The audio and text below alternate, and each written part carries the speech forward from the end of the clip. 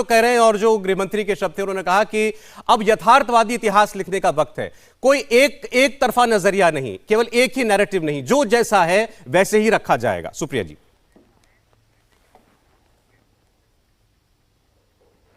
आप सबको मेरा नमस्कार। मैं सबसे पहले तो एक बात कहना चाहती हूं, और वो बात बहुत जरूरी है क्योंकि लोग समझे कि इतिहास क्या है। और हम और आप जो बात कर रहे हैं, जो आज का नैरेटिव है, ये कल का इतिहास बनेगा। इतिहास रीराइट नहीं किया जाता है, इतिहास को बदला नहीं जाता, इतिहास को बदलना आसान भी नहीं है, इतिहास बनाना पड़ता है। और महापुरुषों ने, वीरांगनाओं ने इस देश में इतिहास बनाने का काम किया है और लकीर इतनी लंबी खींच दी है, चाहे वो नेहरू हो चाहे वो गांधी हो, कि उस लकीर के करीब भी नहीं पहुंच सकते हैं भाजपा या संघ के लोग जो उनके उपलब्धियों को मिटाना चाहते हैं।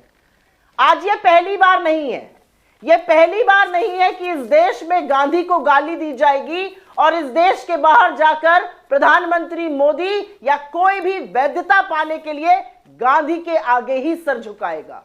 यह पहली बार नहीं है कि गोडसे के उपासकों के साथ खड़ा रहा जाएगा और पाठ विश्व हमारे प्रधानमंत्री को खुली सभा में गांधी का पढ़ाता है। ये लोकतंत्र की आत्मा वाले लोग हैं, चाहे गांधी हो, चाहे नेहरू हो, चाहे पटेल हो, चाहे भगत सिंह हो, चाहे बाबा साहब हो। इनकी मुकाबला करना किसकी और कहां की बात है। मैं इतिहास की स्टूडेंट रही हूं, एमए इन हिस्ट्री किया है मैंने, और मैं आपको एक बात बता दूं यहां पर कि हिस्ट्री व्हाट्सएप और फेसबुक पर नहीं आती है, क्योंकि जिस हिस्ट्री का जिक्र यहां पर किया जा रहा है वो व्हाट्सएप और फेसबुक की हिस्ट्री है। कोई जासूसी कभी नहीं कराई थी। बोस जी की लड़की ने ऑन रिकॉर्ड बोला है कि उनकी मां को और उनके परिवार को आर्थिक सहायता भेजते रहे पंडित नेहरू। जब कमला नेहरू की तबीयत बिगड़ी तो सबसे पहले वियना में उनकी बॉडी के पास पहुंचने वालों में सुभाष चंद्र बोस थे।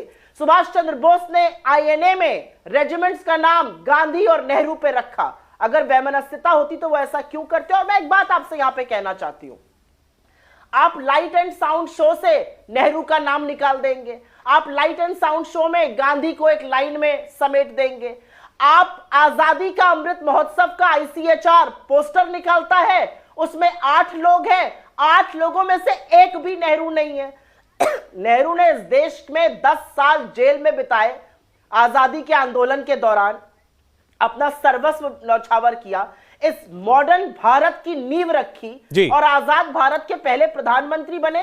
क्या उनकी एक तस्वीर आईसीएचआर के पोस्टर में आजादी के अमृत महोत्सव में नहीं आ सकती थी? लेकिन मैं वही कहती हूं, आप ये सब करिए, ये छोटे मन से ये तुच्छ किए हुए काम है। महापुरुषों के योगदान को आप इतिहास से मिटा नहीं सकते, और इतिहास इमारतों से नहीं इरादों से बनता है। ठीक है सुप्रिया जी, इरादे बुलंद कीजिए। सुप्रिया जी ठीक है, जैसे अभी आपने इनके बारे में कहा कि ये छोटे मन से तुच्छ हरकतें करके इतिहास को बदलना चाहते हैं। इतिहास बदला नहीं, बनाया जाता है, ठीक बात है। लेकिन यही आरोप आप पर लगाते हैं कि आप भी एक तरफा इतिहास बताते हैं। अभी आपने कहा नेहरू जी ने 10 साल कारावास में बिताए, बिल्कुल ठीक बात है, ये रिकॉर्ड की बात है, इतिहास की बात है। ऐसे याद दिलाया जाता है वीर सावरकर भी 10 साल काला पानी की सजा में रहे। उन सावरकर के योगदान के लिए कहीं कोई जगह नहीं। कांग्रेस पार्टी के किताबों में, या कांग्रेस पार्टी जिस हमें जो इतिहास बताती है, उनके लिए शब्द है माफी वीर। इसलिए है सौरभ जी, इसका भी बहुत सिंपल सा कारण है। चाहे गांधी हो, चाहे नेहरू हो, चाहे पटेल हो, चाहे भगत सिंह हो, जिन्होंने कहा मैं लिखना तो इश्क चाहता हूं, लिख इनकलाब जाता है, ऐसी मेरी कलम हो गई। इन लोगों ने कभी अंग्रेजों के सामने घुटने टेककर माफी नहीं मांगी। इन लोगों ने अंग्रेजों का सामना किया और इस देश को आजादी दिलाई। चाहे चंद्रशेखर आजाद हो, और चाहे भगत सिंह हो, चाहे नेहरू हो, चाहे बोस हो, चाहे गांधी हो, चाहे पटेल हो।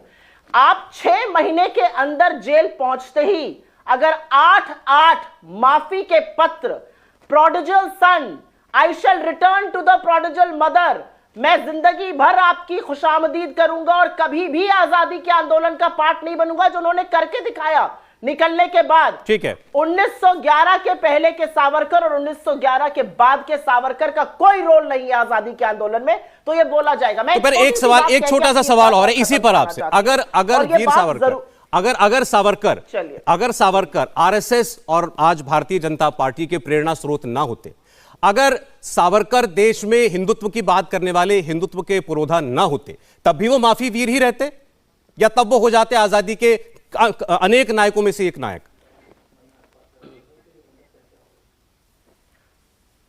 सौरभ जी, या तो आपने मेरी बात सुनी नहीं या शायद मैं कह नहीं पाई जैसे कि आपको समझ में आए। हमारा सावरकर जी से कोई निजी झगड़ा नहीं है। 1911 के पहले वो जरूर कुछ देश हित की बात करते रहे होंगे। 1911 के बाद उन्होंने अंग्रेजों के आगे घुटने टेके और 8-8 बार माफी मांगी।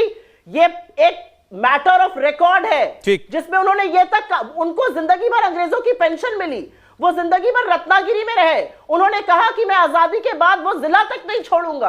क्या बात है आप लोग करते हैं। और मैं एक बात और बता दूं, यहां पर किसी का किसी से झगड़ा नहीं है, लेकिन आजादी के आंदोलन में जिन लोगों ने 1 मिनट का योगदान नहीं दिया और आजादी के बाद 52 साल तक तिरंगे को अशुभ कहकर लहराया नहीं, जब वो इतिहास बदलने की कोशिश करते हैं तो समझ में आता है लकीर बहुत लंबी है। चलिए ठीक, उसके कहीं ओम जी उपाध्याय जी जुड़े हैं हमारे साथ, एक बार उनके पास जाना। भगत सिंह की याद दिलाऊंगी, लिखना तो इश्क चाहता हूं लिख इनकलाब जाता है, लिखना तो इश्क चाहता हूं। देखिए, भगत सिंह की बात भी गृह मंत्री अमित शाह भी अपनी बात जब कह रहे थे उसमें वो भगत सिंह जी का ही नाम ले रहे थे, और वो कह रहे थे कि भगत सिंह जी को भी वो स्थान नहीं दिया गया हमारे इतिहास की किताबों में जो मिलना चाहिए था।